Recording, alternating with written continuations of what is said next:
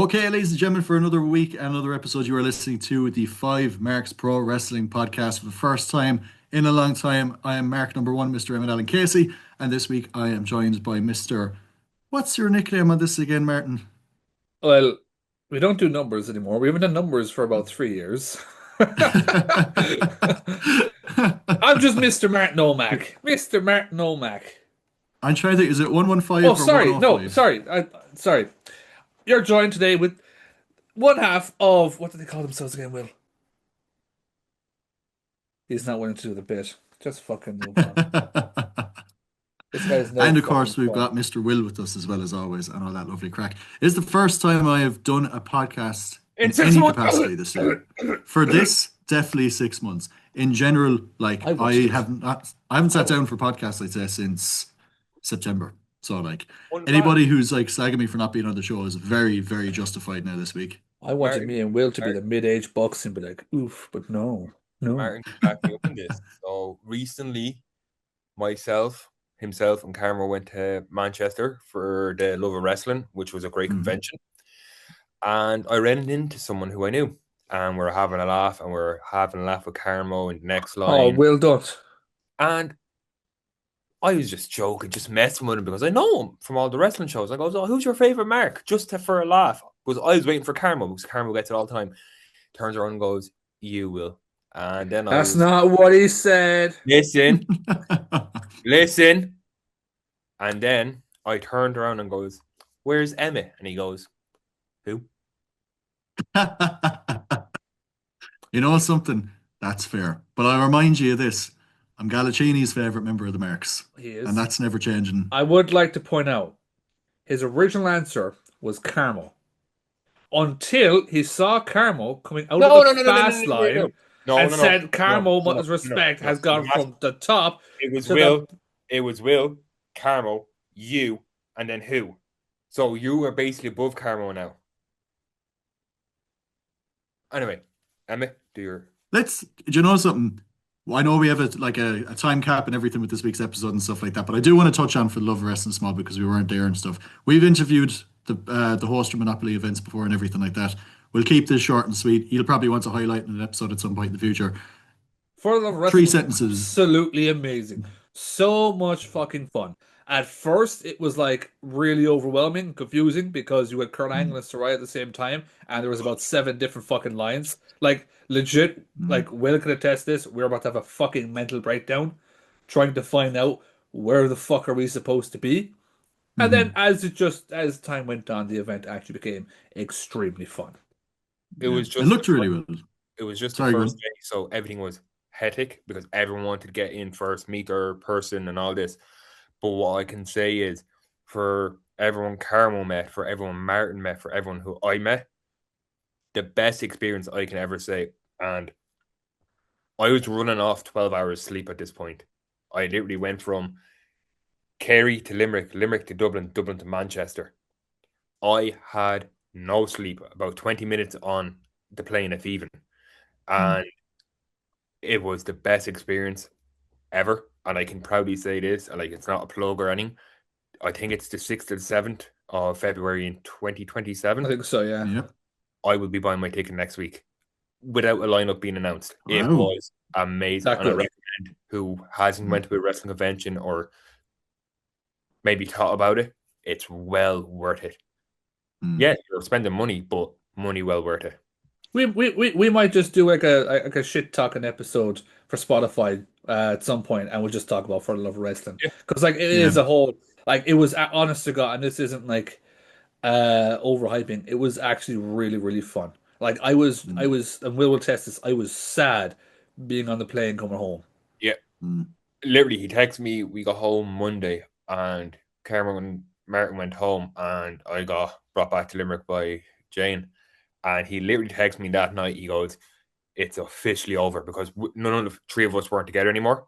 And he said Mhm. it's officially over. And then texted me the following week and goes, "Lads, it's been a week since For the Love of Wrestling." It's And now been a like week and a half. Yeah. as he said, we'll ramble on in the episode, but like Mhm. we all bought something from the convention. We all got Oh, some stop! cool things. And literally anyone that walked into this house, I'd been like, "Oh, look what I got in Manchester," and I had to explain the whole Mm. lore behind this certain item. Mm. I bought Yeah. Emmett. What? I bought Emmett. Emmett's now my property. I Oh, know. Yeah. There's I thought so you much legal like wire and tape around that. We'll get into that at a different point, but And if you want but proof yeah, of this, my first thing was that he cuts his hair. yeah. I And mean, we're gonna move on from that very quickly. ruin the hat, Emmett. Yeah, Anyways, shag it, going. shag it, shag it. What are we hearing? I've got the Oh, Kurt Angle going on this week now. I've like buzzed my head, and I bold, did this like bold. I did like it's not the first time I've done it. I'm pretty certain I had a buzz cut when we started this podcast like 3 years ago, but Yeah, you like did. or is it 3 or 4 years ago now? Well, but anyways, the yeah, let's move on from that because I would kind of like to get Carmo's intake on that as well because if there is people listening, like I haven't been to a Monopoly event now, and like Carmo's been to so many of these things and everything like that. I think he'd be able to give pretty good advice. Like it was kind of like a saving grace for you that Carmo had like been to one before, so like organizing bits was a little bit easier. I But I do think if the group was going over again, I'd nearly say do an extra day or two in Manchester because there's like a lot to see in the Yeah. city. It's great, like. What was that? Like, yeah. All I'm saying is, fair play to Martin. He was the one that booked the room and all that, lifesaver. And we were like, "Do you know what? Fuck it, we'll share the room." And he had his bed, I had my bed. Unfortunately, we didn't share the bed. Sorry for fans. And then I get a sweet little video while I was at the wedding. Right across from the most disgusting scumbag stadium I've ever seen in my life. I've If I forgotten ever about have to this. wake up in the morning and see an Old Trafford Stadium again, I'm telling you now. Oh, no, keep it PG. I really wish I could say I did on purpose. I had no idea that Old Mm. Trafford was across.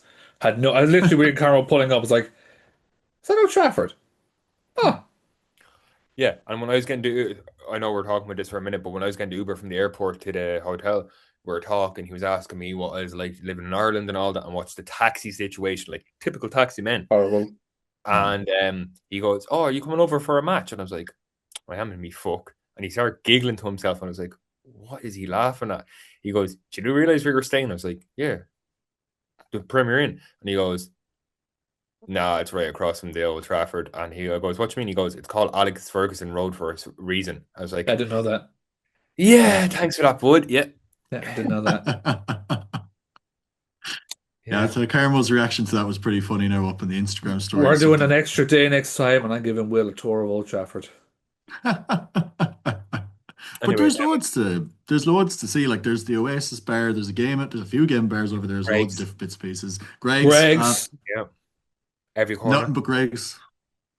every fucking corner. He's not even messing Yeah. too. But that's another conversation for another day. That's absolutely that'll be covered at a different time. But we decided for this week's episode, we're going to talk about some feuds. We're going to talk about some rivalries. We're going to talk about and this kind of like harkens back to like early days of the podcast where we used to do panel chats like this. So it's cool to be doing these things again.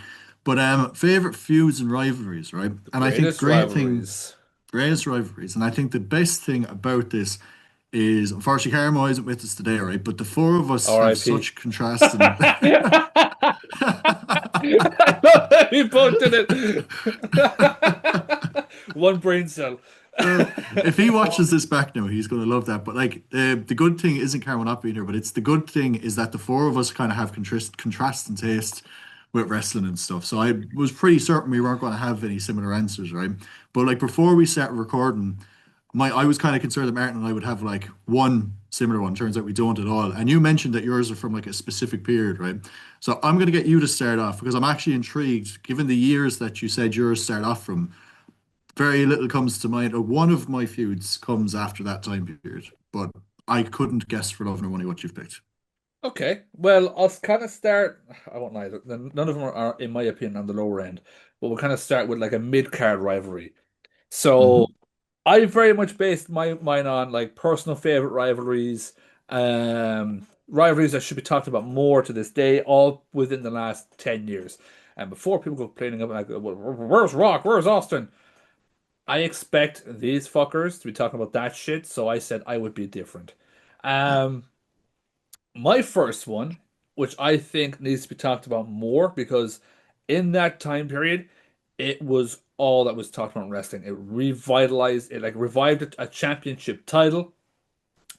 It had people guessing if one guy was actually going to be finishing up with the company in one of the matches, and even like I think Sky Sports or whoever they were at the time had like Hmm. leaked this person like a farewell show for them, and everyone's like, "Oh, this will be the last match," and the big swerve, he wins the title. Mine is Dolph Ziggler versus The Miz from 2016. That's a great shout. I've forgotten about that Backlash, actually. TLC, and I think they had their third match on SmackDown, or there might have been no, yeah, I think it was like a SmackDown because it's a Backlash match, which Hmm. was the championship versus career match, and Hmm. that's where everyone was thinking Dolph is gonna finish up with WWE, go do whatever he's gonna do in the independents. I think AEW was just starting up at the time. No, it wasn't. It's 2016. I'm being an idiot. Um, the Intercontinental title was a dead championship for many, many years in the WWE. Hmm. And this, in my opinion, is where it became like brilliant. The match at Backlash was fucking stellar. Hmm. Absolutely stellar. Um, Dolph wins the Intercontinental Championship. You go to the ladder match then. Actually, I think I might be getting this wrong. No, I think I got this right. And then Miz wins it back in the ladder match by spraying Dolph in the eyes with the perfume. And they have a few matches of SmackDown. You had jokingly, I'm throwing this in as like this was the best part of the rivalry. The Spirit Squad came back. Hmm. Um, I think that is such an like rivalry that's forgotten about 10 years later. People aren't like talking about these two and what they did for the Hmm. Intercontinental title as much. The Miz became a much, much hotter star out of it. Dolph didn't really come like it came out of it like a fucking a name people wanted to see pushed, but Hmm. WWE did not put that backing behind him straight after that. Again, he kind of dwindled off into I think he was going off with like Apollo Crews, doing some small things at the time against Baron Corbin. But like Miz went on to fucking uh, defend the title against Dean Ambrose in a very Hmm. fun match, which led to Corbin back to Miz again. We have the whole Raw run with the what do they call Miz Taraj as well. I thought that whole time period was absolutely brilliant, and I think Miz and Dolph need to get more credit for in one rivalry bringing back credibility to the Intercontinental Championship. At the time, bringing such a fun story and very like almost too real story. Like I remember the Dolph Ziggler, people have told me to give up. I do this for the love of it. Promo. It's so embedded in my head because it was such a great time for wrestling. Hmm. Is that the promo where he's standing in the ring in his normal casual hoodie and he goes, I give and I give? And I Like, give and I get nothing Hmm. back. like when it comes to rivals and all that, especially when it comes to their promos and like their chemistry, Mm. I'm pretty sure everyone at that point was on Dolph Ziggler's side. Like, Yeah. even if Miz was a fan favorite or Ziggler was the bad guy in this situation, after that promo, everyone wanted Ziggler to win, no matter who you were. Hmm. Even if you're a Miz fan, I bet you wanted Ziggler to win. He was cutting onions in that ring, and he was just saying, I work my arse off. I do everything every day night. I train, I hurt my body, I sacrifice family time. But to this company, I give it my 100% every day, every week, every year, every pay per view, every show. And you're just sitting there like, Ziggler is the guy. Yeah. Ziggler is this guy. Hmm. And Yep. like, I I can say for personally, you'll get that promo on your TikTok because people talk about it to this day. I've watched it numerous times. I will still like that post and I will watch the whole thing and then I'll repost it. And it's the same repost all the time. What a guy. Mm. Yep. But they were talking about it on CVV's podcast recently, well, about a month ago when The Miz was on. And like, I think the timing of that feud was actually really good for both lads as well because they were at a point where they were like, they'd been both in WWE for about 10, 15 years at that point. And both of them had been at the top, but never got kept on the top. So both of them kind of had like a fire under their arse to be like, okay, Yeah. we're going to make something great out of this. Like, do you know what I mean? And it is a shame looking back on the quality of that they never got a proper world title push. Either man for the record after that. Like, do you know what I mean? Like Miz in like late 2016 into 2017, like I could honestly attest that is the peak of his career. Like just promo, matches, everything like that. Even to think of like that spot with the perfume ladder match. How is that like no one's done that since like Rick Martel, like in the 90s, which is so clever, like, do you know what I mean? And it like that's a very old school mentality to think of something like that for a match, like, do you know what I mean? Yeah. I think wrestling could kind of do with more spots like that in this day and age, to be quite honest, like, do you know, Like but no, that's a especially go on. what? Sorry, No, what you were saying there, neither lads got their world title push after that, but they had before. Like the Miz with the WWE spinner title, yeah. I despised that man as a kid. I despised him.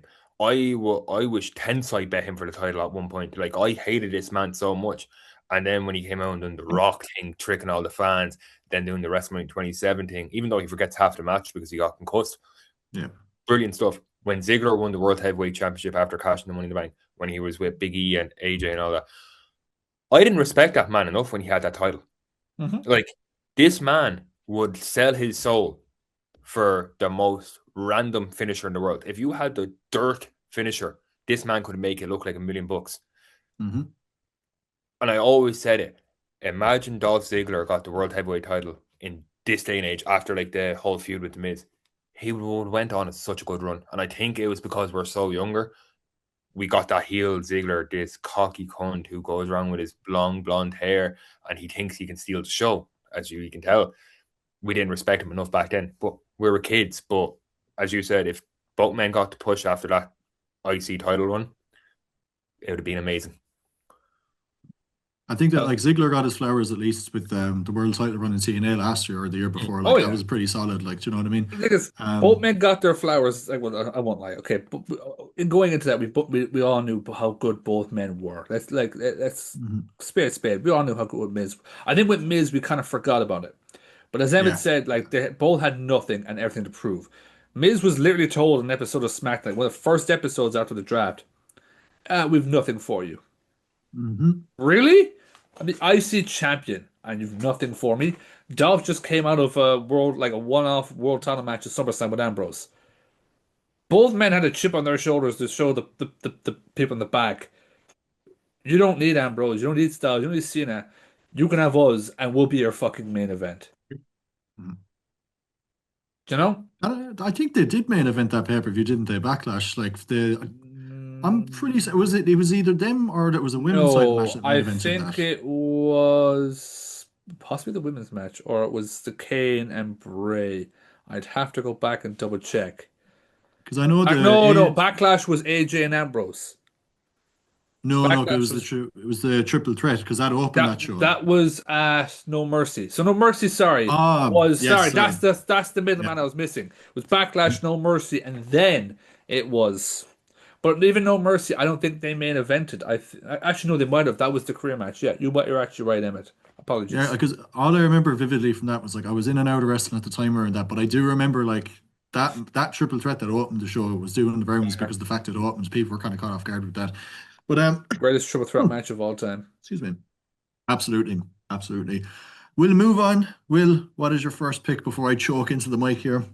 So this leads into kind of it's one rival, but it leads into a second one with the build up and the dynamic. And some people won't talk about it, but I'm going to talk about it because it has stapled wrestling legacy. It has stapled a big part of wrestling, and that's Stone Cold versus Mr. McMahon. Okay. Yeah, I always say this. If you had a shitty job and your boss was a cunt, there's numerous times that you want to deck the hunt. Mm-hmm.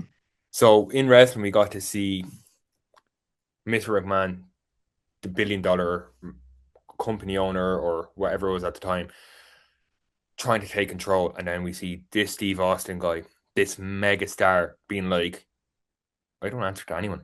I answer to myself. And we had so many moments with it. Like we had St. Valentine's Massacre pay-per-view with it. We had the 99 Royal Rumble, which is unfortunate a win because Austin was on his second win at the time. He's going for his third win in a row, if I'm correct. Mm-hmm. And then we all had these funny moments. Like you had The Rock sorry, not The Rock, sorry, Stone Cold with the gun about to shoot Mr. McMahon, and Mr. McMahon pissing himself, and it just said bang.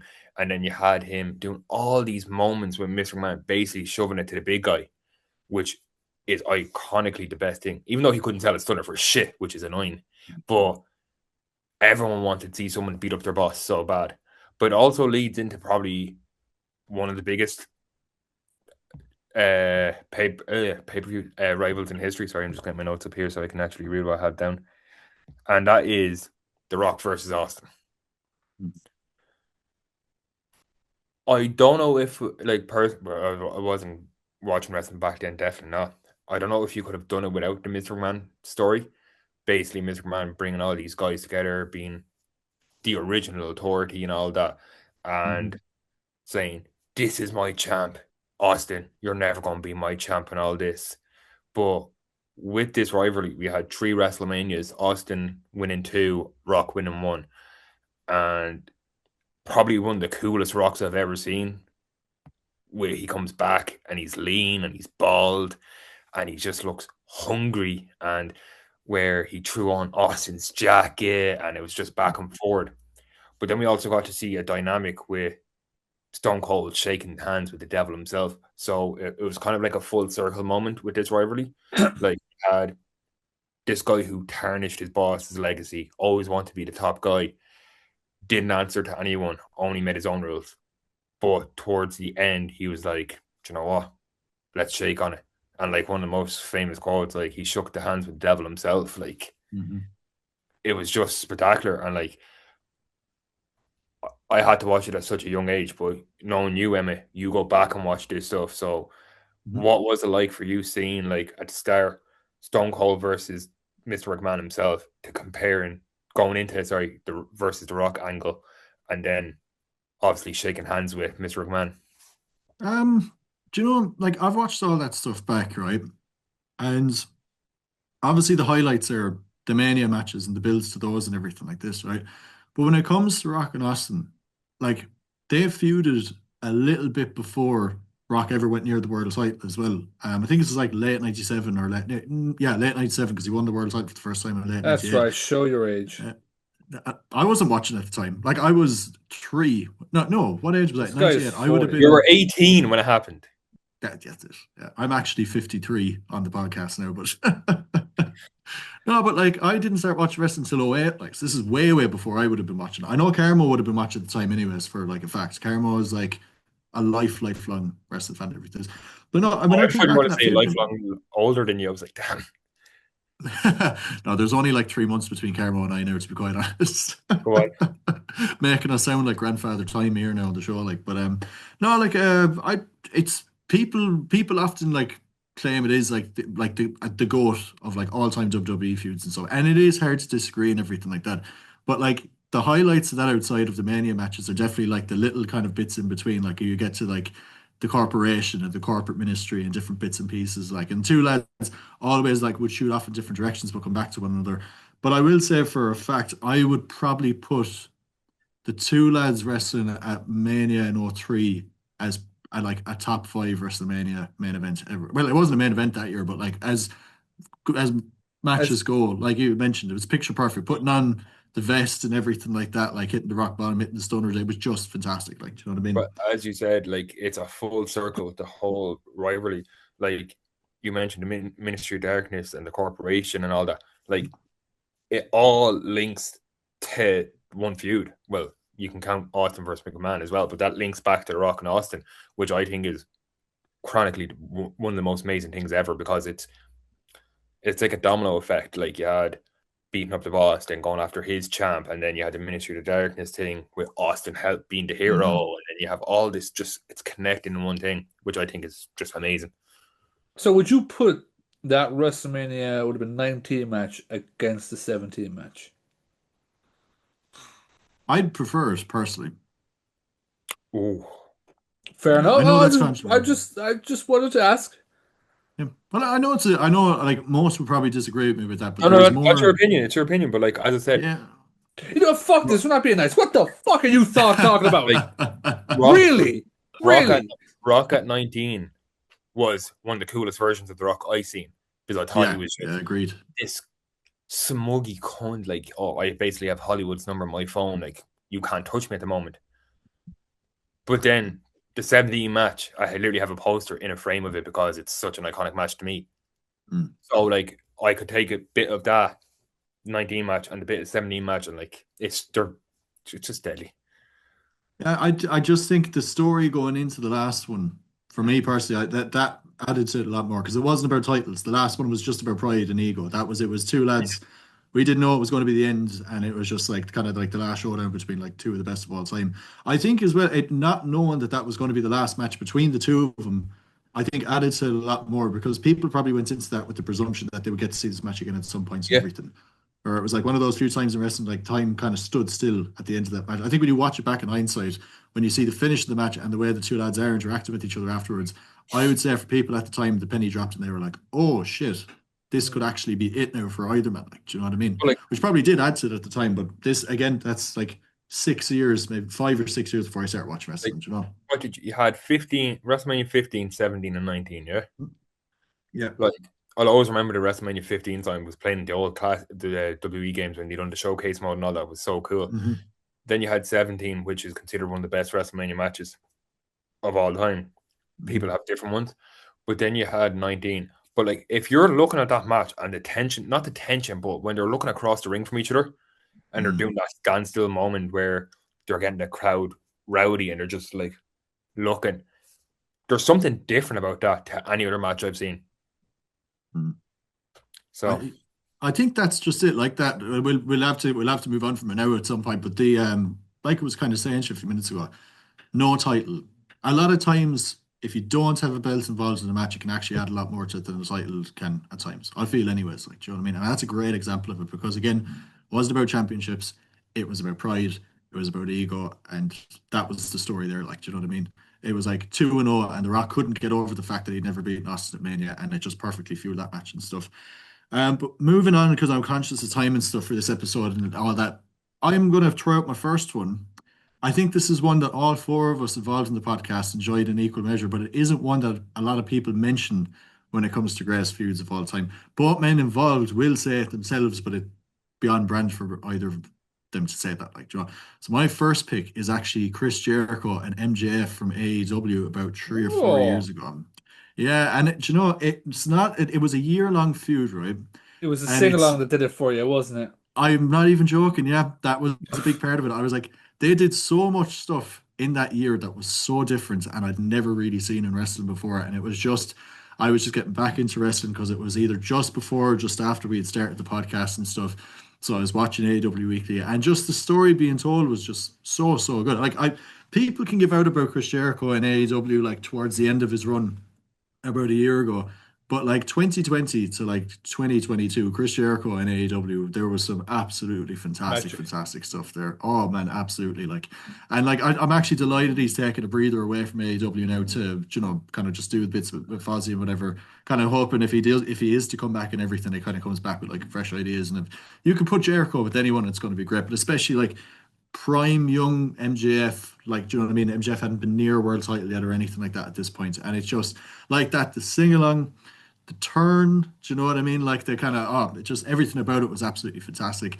But I'm going to use that to quickly jump into my second one, and then I'll move on again after this because this is another one involving AEW that like. I would consider this likely my number one feud of all time, and it's MJF and CM Punk.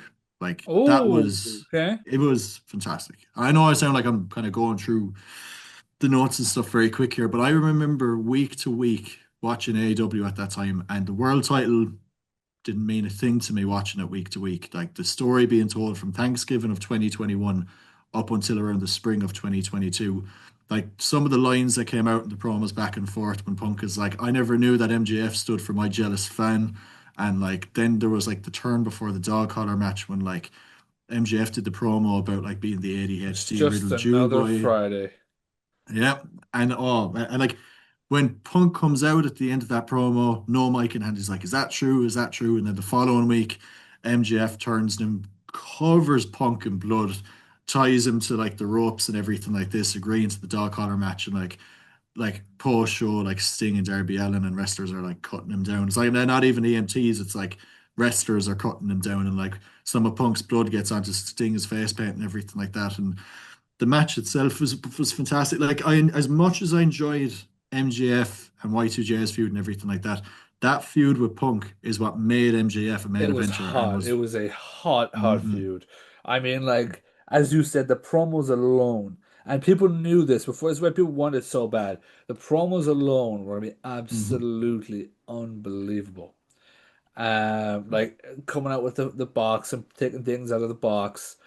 As well, like with Jericho and MJF, you got like really fun moments with like going into like the Pinnacle and the Inner Yeah. Circle, Blood and Guts. You had like the callback when MJF picked up Max, and a callback to him and Sean. You know, the worst is yet to come. Threw him Hmm. into the fridge, same as he did to Sean on an episode of Raw when he threw him into the Geritron. Um, you just had those little callbacks, you know, and as well like callbacks again, like CM Punk, you know, you hop over to the other side and tell me how green it is on the buy one get one free extravaganza. Where Mm. this man has now will be the main event of the buy one get one free extravaganza. Um, you know, it's just both sides gave you so many memorable moments, such a fun, like, honest to God, that time period of like 22, 23, even 21 and 20, those times were just such good AEW programming. The, like, as you said, you didn't really care about the world title. No offense to Mox or Omega, who'd been champion at those times. You just, those little rivalries just kept the show evened out so well. Like out of the two, definitely MGF and Punk was so much better. Um, I, I wish we got that second run. Yeah, big time. Obviously, wasn't meant to be because who would have known like the devil character against CM Punk, who considered himself the devil himself, would have gone even. I think I honestly got thinking that they would have blown that first run out of the water, Mm. completely out of the water. There was plans there for it, like, and the story was going that way. The promo that Max did on Tony Khan, where he like flipped his You shit before fucking taking. Mark. Yeah, that was part of that story that was feeding into that too. So like Tony Khan would have had a part to play in the story. The Devil character would have had a part to play in the story and everything. That was due to be the main event for. I think it was due to be the main event for like Full Gear until the whole like Fallout Fallout. type of bro. Yeah, when that all Brawl happened, out, then that sorry. kind of brawler. Yeah, that's when it all went out the fucking window. Then, like, do you know what I mean? Well, Like, without question, catastrophically, the worst moment in that company's history is literally like the brawler because the roll-on effect that that had to like the programming quality and like the bookings and everything for a good 18 months to follow is crazy in hindsight. Like, do you know what I mean?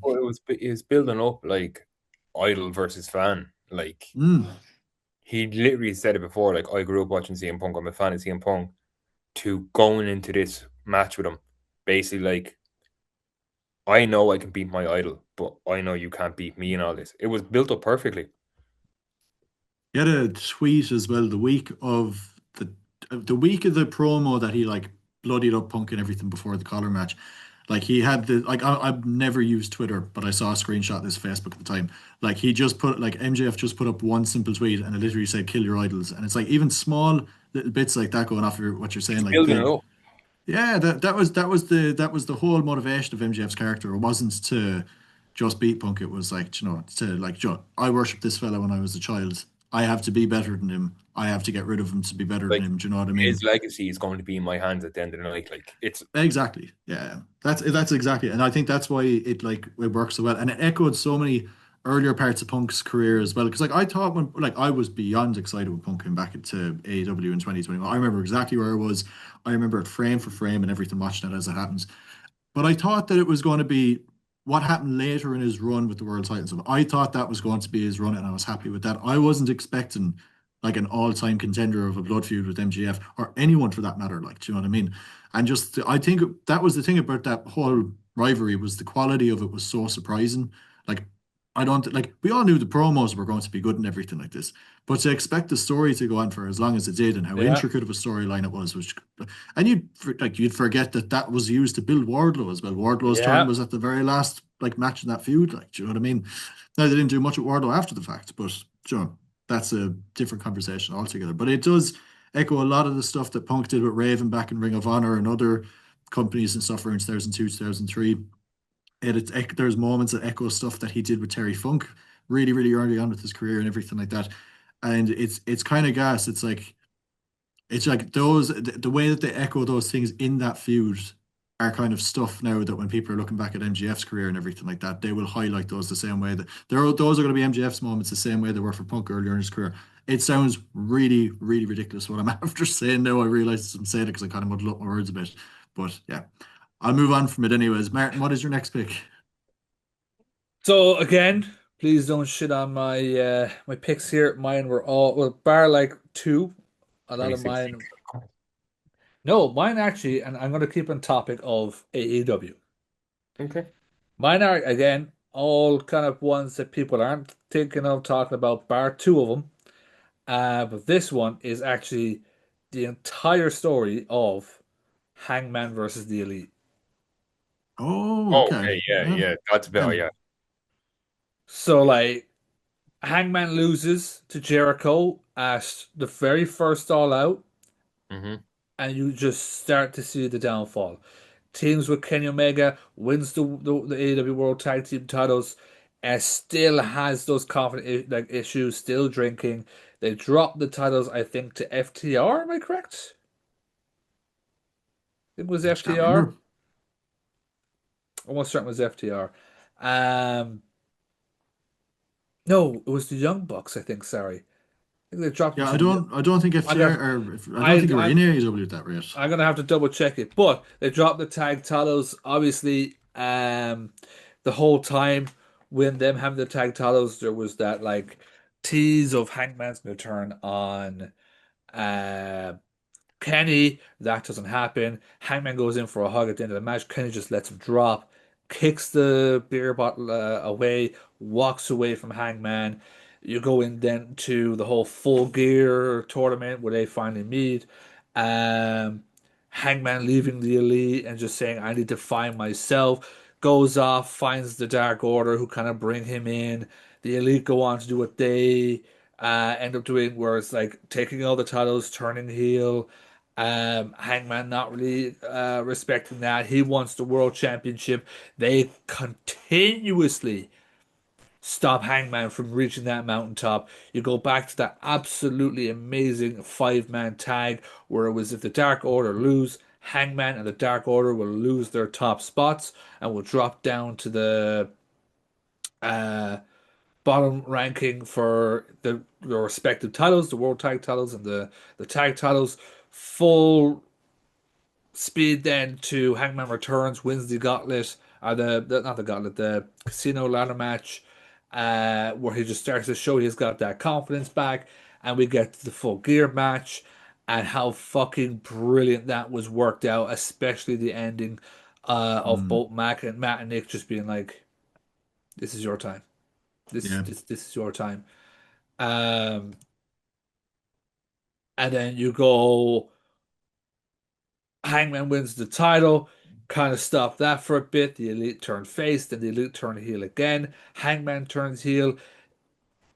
You can't like it didn't end at full gear, and it's probably still not over. It's gonna keep going and going and going. I Mm, think that story and the way that the Dark Order were brought in as well, and like the Dark Order were kind of given that kind of main event scene for a little bit was absolutely brilliant. Again, the elite came out and all the members of the elite are fine. I do feel like the Dark Order got massively left behind. They shouldn't have. They were the hottest act at the time. There Hmm. should have been a way for them to find their way back to the World Tag Team titles. But I think the whole Hangman versus the Elite story, just from start to where we've ended up finishing it there, with obviously you Young Bucks and Kenny and the Don Callis and all that. It has just been absolutely brilliant. It has been just so enjoyable, especially those early days. I remember being like more excited for Hangman versus Kenny in the Eliminator Finals as opposed to I think the main event was like was it Mox versus MJF or something like that? I was more excited for that match, and the promo for that match I think is one of the best promos AEW have ever put out.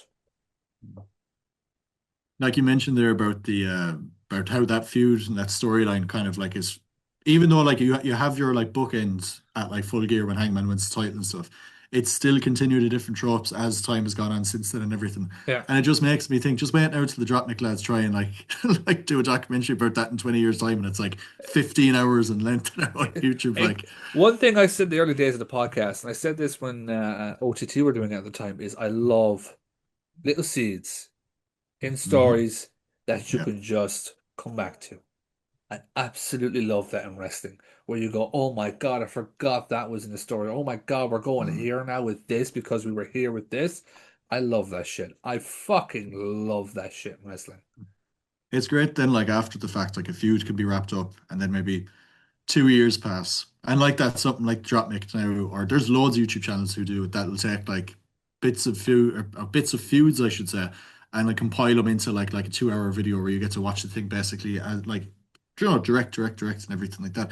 And sometimes it takes time away from a feud to realize how good something actually was. Do you know what I Yeah, mean? Like the ending of the feud between Hangman and the Elite at the time was like cinematic, like you said, the moment with the Bucks where they just kind of nod, they don't say anything, they just kind of go and they walk back and they watch Hangman hit the buckshot lariat and take the title. Like, do you know what I mean? Like, and the setup for that was probably maybe 8 months prior to. Like, do you know what I mean? And yeah, it's rewarding as a fan when when stuff like that does happen. Of course. yeah. And then like you fast forward and you've got the Young Bucks as the EVPs. And what are they turned on Kenny and what are they trying to do? Hey, Hangman, we want you on our side. Hangman has no interest. Now I want Swerve. And then Mhm. Hangman gets himself involved. Like it's just I just love little seeds. Just hey, I remember what you did to me. Fuck you. Do you know? Yeah. It's like the Kevin Owens effect of wrestling. Do you Mhm. know? This is not how things are done. You gotta go by the unwritten rule of this. It's just that I love that shit in wrestling. Love Yeah. that shit in wrestling. Absolutely. Mm. I don't Mr. know why Will. there. Go on, Emmett, sorry. No, no, I was just, I really quickly, I was like, as soon as you mentioned the Kevin Steen effect, I don't know why this came into my head. I just think about that Money in the Bank promo. There's like all of the men's Money in the Bank promo, like they're all on ladders and all the women are as Yeah. well. Kevin Owens just sitting on top of the ladder and he's just like, why hasn't someone hit someone yet? Like this. Oh, Sorry, Will, I what is love that yours? fourth wall stuff with Kevin. Absolutely. One of the feuds I have down here is probably one of the most important in this promotion's history, and that is AJ Styles versus Samoa Joe. Ooh. So He's I talking about the think WWE run. what He's talking about the WWE one. that Oh, happened. Wendy. Um, so the way I seen this, TNA was building a brand that had non-WWE identities, Mhm. and nor Samoa Joe or AJ Styles probably ever considered going to WWE at this point in their lives. Like we had Styles, undersized, explosive wrestling guru, if you want to call him. Then we had Joe at this time. He was an undefeated submission machine, and we had matches with Joe versus Styles, but Joe was always overcoming the odds and beating Styles. But then we got to see Styles adapt his speed and basically go against Joe's wrestling skill. We also had the triple threat for the X Division title at the time: Christopher Daniels, Joe, and Styles. One of the best Uh, matches of all time. And I think it really established what these TNA guys can do, and those three guys probably could have out wrestled most people. Well, 90% of WWE's roster at the time. Like they were just the pace, the action, everything with it. And I genuinely think with this, we can say X Division title, but you can take it out. But with Styles versus Joe all the time, it literally set it up TNA for what it is and what it was like. It was just something else. Like you didn't get this in WWE. Yes, you had your cruiserweight division, which put on bangers, but they weren't feeding us them, we couldn't enjoy it as much. But with this X Division, as I said, with Styles and Joe, you could literally put it on and rewind it, put it on, rewind it, and you would not get bored because it was just two pure raw talents with two different skills. Joe wasn't doing sunset flip bombs or 450 splashes. Yeah, maybe AJ Styles is going to hit a 450 or whatever he wanted, but Joe was willing to do it, do a suicide dive out of the ring, or catch Styles into this submission from the air, or just look so raw and natural. So I had to add it to my one of my favorites.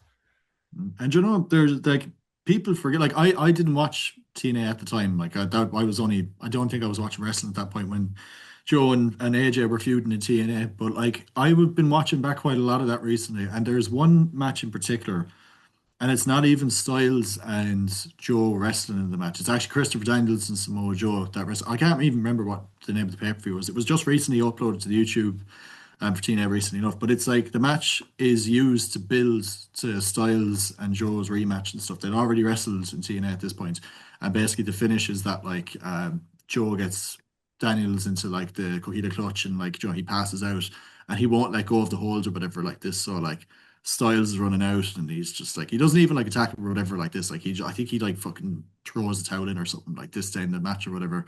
Because Daniels is unconscious and all this. And like it's so early on in Joe's run of TNA that he has like the blonde streak in his hair when he had like the weird kind of Yeah. like undercut and stuff. Yeah. But like he's just there then and he's just like kicking dirt behind him to AJ and Daniels and like grinning away to himself as he's walking out. And just those little small bits between their pay-per-view matches and their impact matches and stuff like that. It was really, really well done. I thought it built up Joe big time with that feud. Like, you know, all But like, three of them came out looking great from that. Styles was a small guy. Like he did put on muscle later on in the year, like years, sorry. But like he was just so smooth with it. Like he just felt like just a ballerina in a dance. He just knew what to do. And Joe was a big lump of a lad back then, like a lump of a young lad. And he was just moving so smoothly as well. Like I always say it, like you look at Keith Lee, and I know it's going off topic, but for a big guy, he can move so smooth.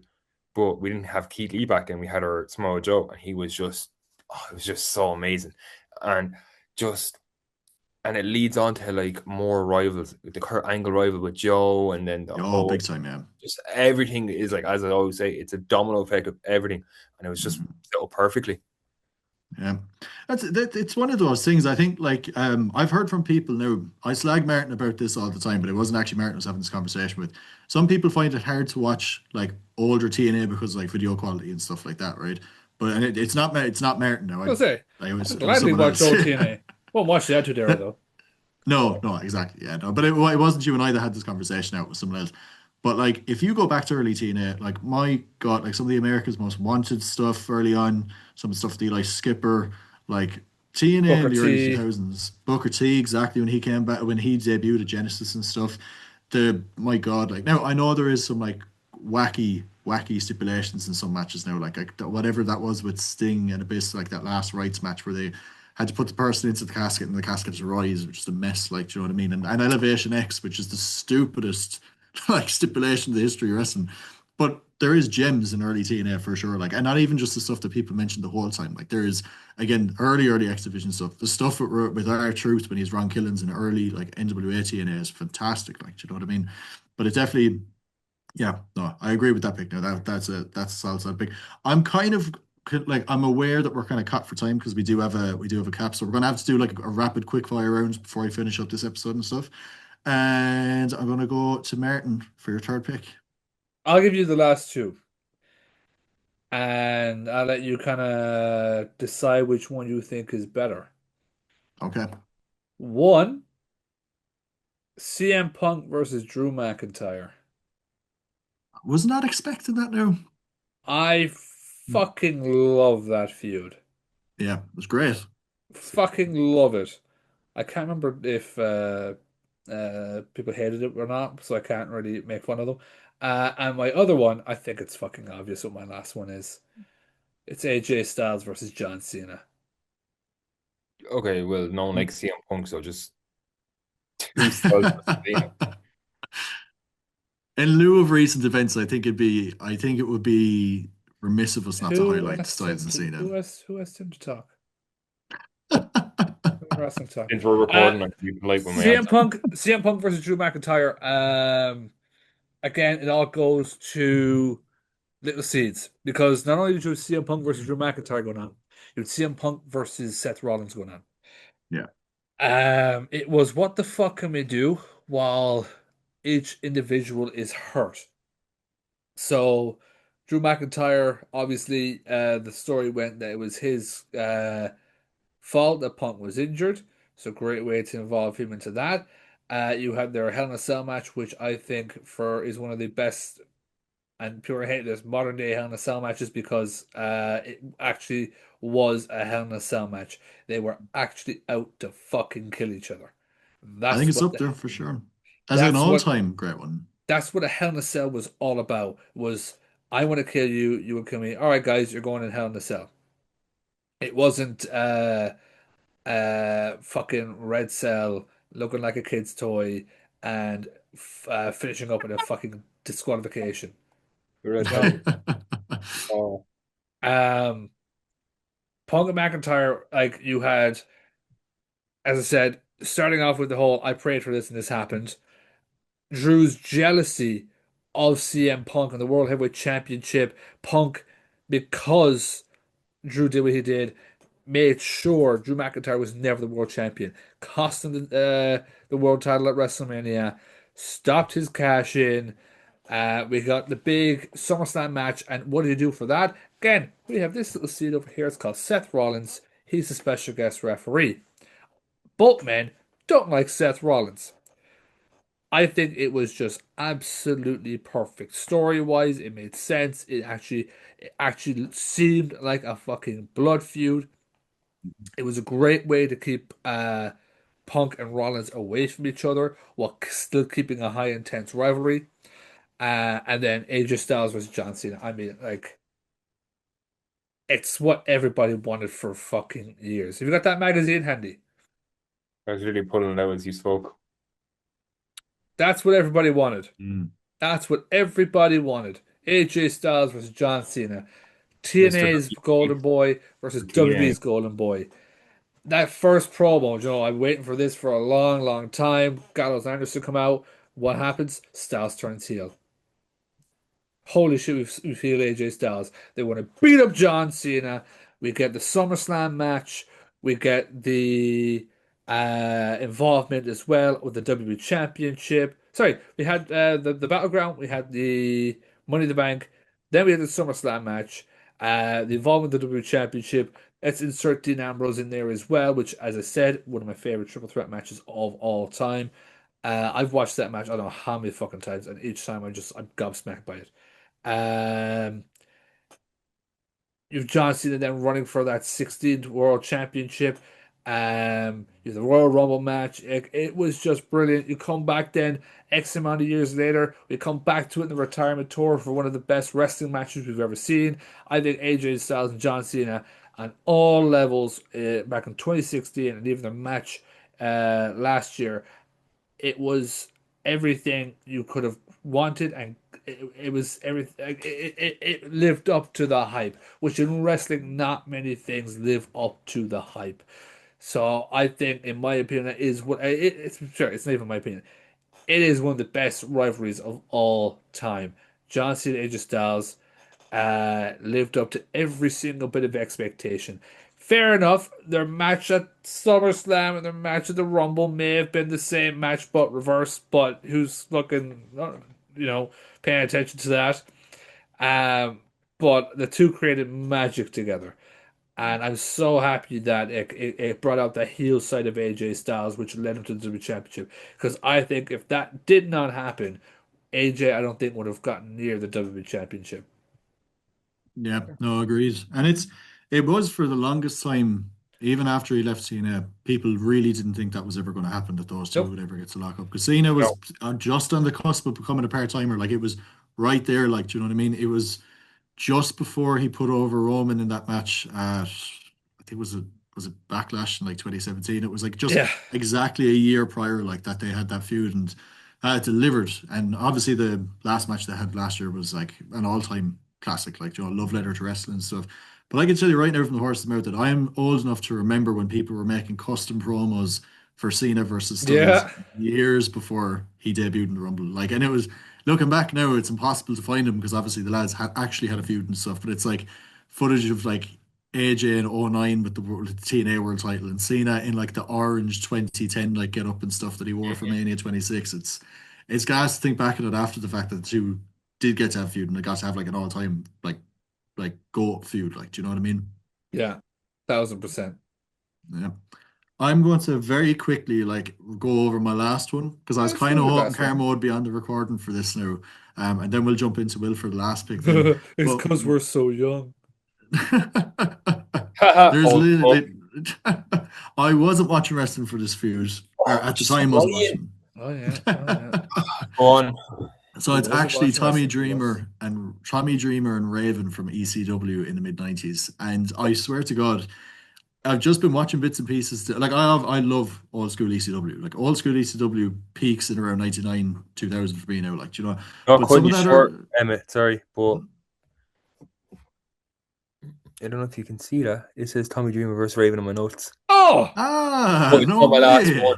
I have like, I wrote down like 20. I literally was going through loads of stuff, writing stuff down. Yeah, But it's that not my is last one. gas. Just I saying. like.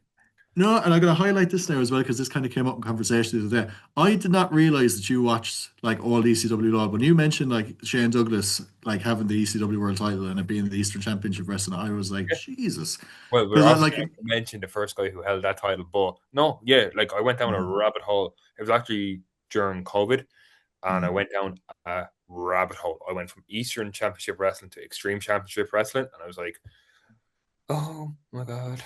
But yeah. yeah, I was doing that the week that I sent the text to Martin and Carmo about starting the podcast. I was doing that. I had COVID and I downloaded the WWE Network for like the 18th time for free, and was watching like oh, you ECW get that for TV. free too, do you? I did, man, and it's still free. what else do you get for free, Emmett, by the way? Just a handy little like heads up to listeners that OTT on demand is free. It's Oh really yeah. nice of them to do Oh yeah. that. Yeah. Do you know, someday now the powers will be will hear that and they'll be like, "How the fuck is he getting it for free now?" You But no, I'd like fucking to, leeches off of me. and I keep saying that I'll get some subscription that we can all use, and it's just like I can't think of anything I that we'd can. all use, but I don't know. Netflix for the year for like 500 quid. Yeah, boy. Yeah. But like touching on the feud really quick and stuff. I won't hark on about it for too long and stuff like that. It's literally like the genesis of the Raven character as well. Raven debuts. The whole story is that like Tommy Dreamer used to be like a jock and a bully to him in school, and now that they're adults and they're kind of peers and stuff like that, they just develop this lifelong hatred of one another, and they would dip to and from it at different periods throughout both the lads' run in ECW and stuff. But I'm just going to highlight this for the viewers at home. If you don't watch old wrestling like that, right? And you want like a bite-sized, digestible version of that feud that you can watch in less than 2 hours and still holds up now 30 years later. There is a 2 hour long video about the feud up on YouTube where it's like promos, match clips, everything like this. Kind of similar to the Drop Mix type of style of doing videos, except there's no narration. It's just clips compiled in together because obviously the WWE network doesn't exist anymore. There's no ECW content on Netflix since the transition Disgraceful. last year. They Disgraceful. have a YouTube channel. There isn't much on it, and it's actually it is quite hard to find ECW footage. But when it comes to that feud, it's there. I only watched it very recently myself, and it's a big reason why this was on the list. It's a highlight of ECW for sure. Like, and we're going to move on to Will for the Well, I last was gonna pick. like Will like it was that was on your list. Go into detail. Hmm. But I'd rather talk about the other ones on my list as well, just to give them a shout out. You can do both. So the I Tommy give you Dreamer, permission. the Tommy Dreamer I grew up with was a fat pudgy man from New York wearing a new branded ECW t-shirt. I still have his figure at home in my attic because I got it in Smith's at the time, and he came in a double pack. I'm not too sure who the other wrestler at the time was. It was Balls Mahoney, and it came with a chair. Oh, Shadow, sick. Shadow Balls Mahoney, R.I.P. Uh, and I was like, oh, okay, this is cool. But then obviously I was like, okay, who's this wrestler? I haven't seen him before. Like, what does he do? Looked up Tommy Dreamer, seen him on TNA at the time, when it was the old TNA logo, not the Impact one, or was it the red one I'm on about? I think it was still Impact, was it? Yeah, 2010 he would have debuted with him. Yeah, and then I seen the older stuff with Raven, and I seen this guy who's coming out with like a leather jacket and like one of those. It's the shop called Hot Topic, I think. Hot Topic t-shirts. Yeah. And just like this rootless guy who used to sit under the bleachers in high school and like smoking joints and all that, to be an extreme psycho and basically saying, as Emmett says, "Oh, you bully me, so I'm going to show you who the real bully is." And just seeing these two men go to war, which is amazing because you didn't see this in WWE. You didn't see lads literally trying to kill each other in the ring. They're trying to beat each other, but seeing these two men actually like gore each other and seeing this blood coming out, and it wasn't just like, oh, I got a little paper cut. This was actually like blood, and their lads left each other sleepless, and like, I don't, either man how they slept after those matches is beyond me, but it is probably one of the staples in ECW, like original ECW. I just think back in that fucking spot, like with I can't even remember, was it a cage match, but like the cage had pretty much like come down and there was like one wall left up. And like, I can't remember, was it Raven did it to Dreamer or Dreamer did it to Raven, but handcuffed him to the cage, took the chair and just belted him square in the top of the head. Like, I mean, like, faced the fucking thing. Like, do you know what I mean? They No, not kicked like no the shit out protection of at each all. other. It was No, just no a protection, solid just shot. strained, boom.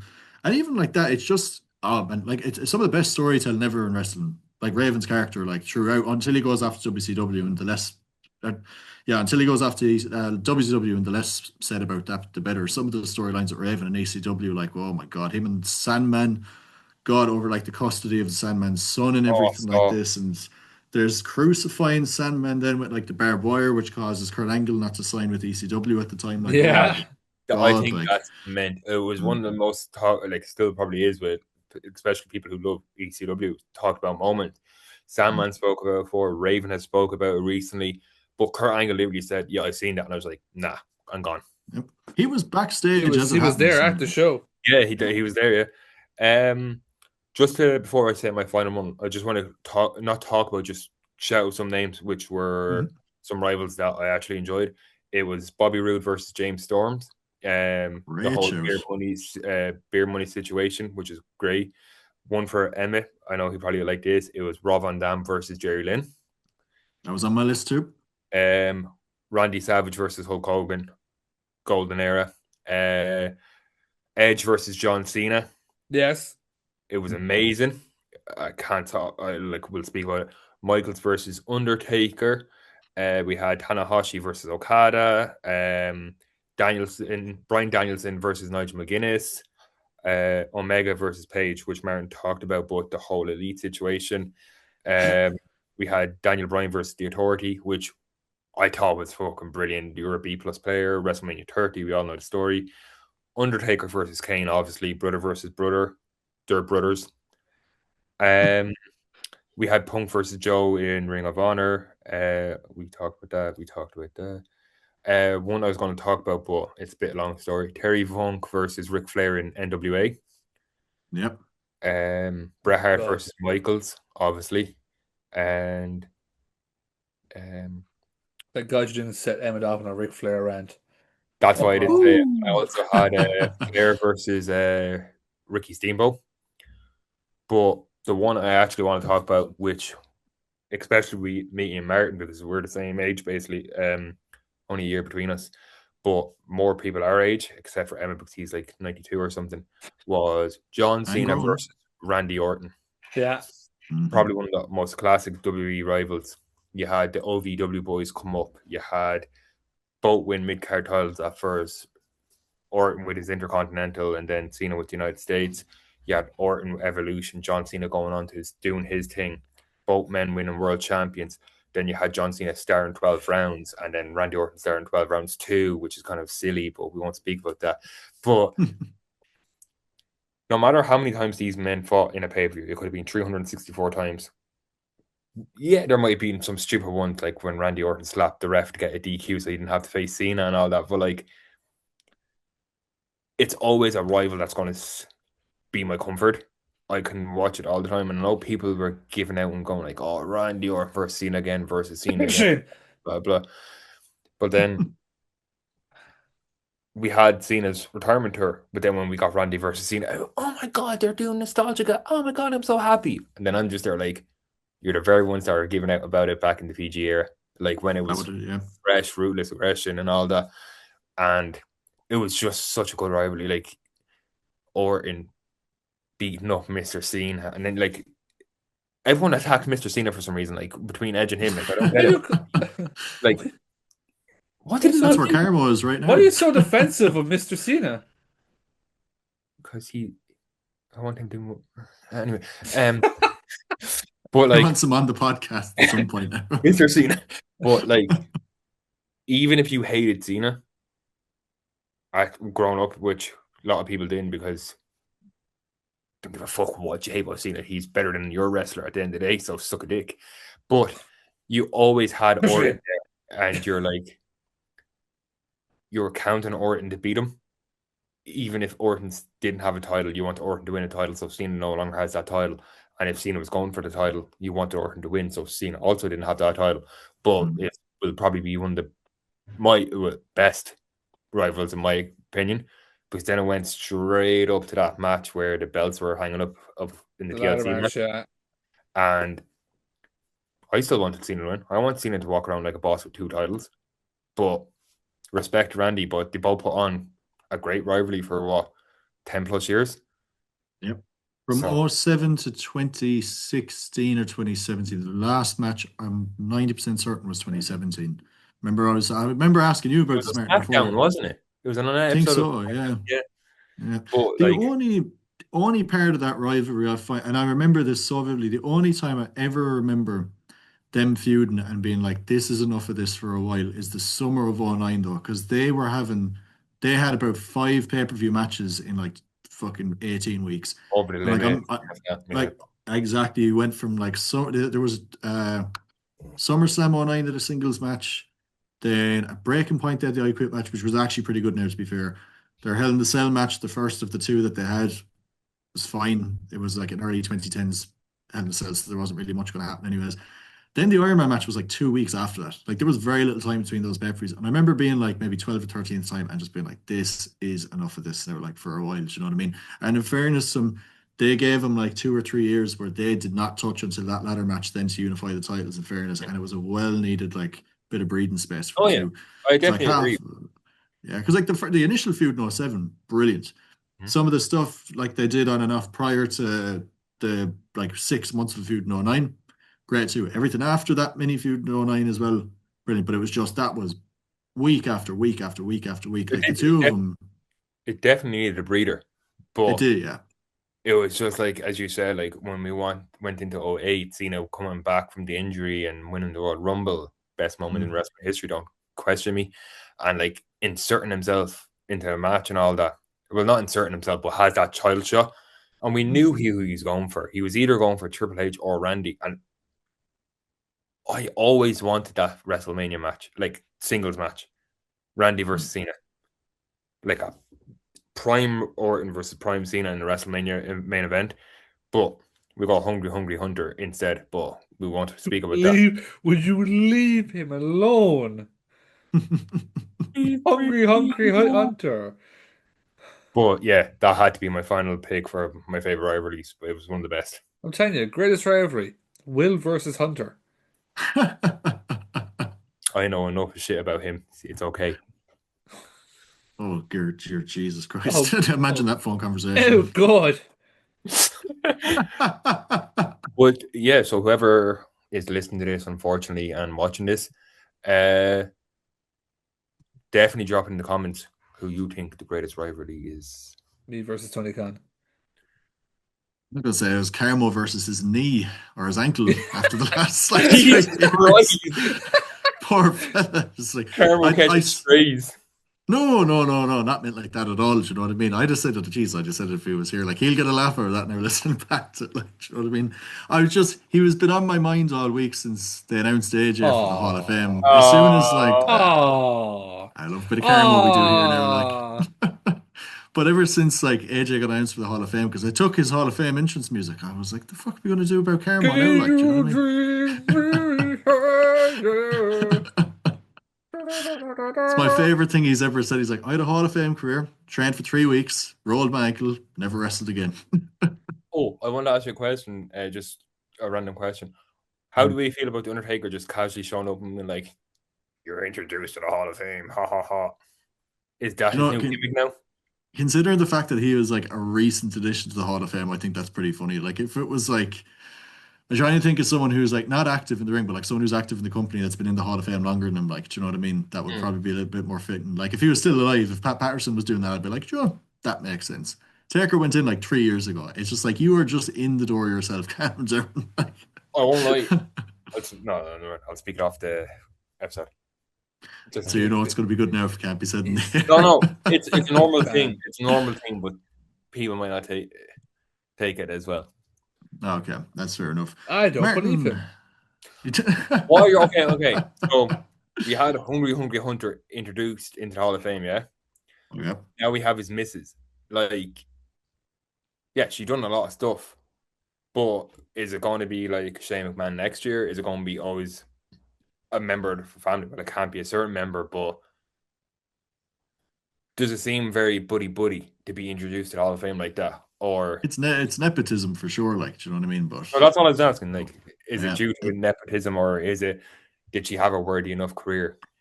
I think she'd a worthy enough career. Yep. No. Yeah. That's what I'm saying. I agree. That's why I said my ask it off camera. Just say you hate the McMahon family. Just fucking say it. Shane McMahon was cool. I think Shane McMahon should go in for sure now, even just on the Attitude Era stuff alone. And like, I think. I forgot you saw that. Yeah, I had to pick it up as well. Poor Shane. I think that might be one of my favorite returns.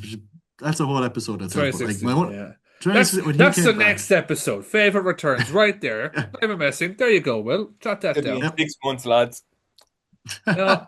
It'll be next week or it'll be 2 weeks time. We're doing that. That's the next one. Jot that down, Will. I have to see now if Carmo is going to be back or not. This is the most silent I've seen him in 4 years. Man, he has a job. We all have jobs. Yeah, but he has a nighttime job. Yeah, that's true. I do too. Like, but that man makes me some money at his nighttime job. Oh, absolutely. He's buying us all a house, apparently. You know what? Do you know who his boss is? Me. Who? Of his pimp. Godfather. What? The Godfather. Godfather. His nighttime job. This guy has it's all gone over his head. His nighttime job. Leave the podcast for another 6 months. Okay. Yeah. Anyways, thank you all, ladies and gentlemen, for listening. Emmett's going to go back to the retirement home now. If you all did enjoy this episode, please leave a like, hit that subscribe button, make sure to ding dong that bell. If you as well could follow us on our socials, FiveMarks Podcast on Instagram, YouTube, FiveMarksPod everywhere else. Will, would you like anything to say now?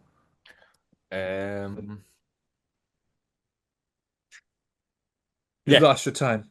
No.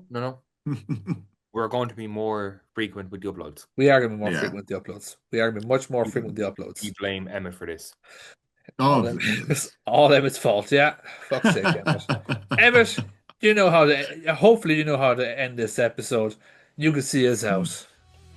So, ladies and gentlemen, for another week, another episode of the FiveMarks Pro Wrestling Podcast. We have been the FiveMarks, and we are officially ding, done. Run it back. Do it again.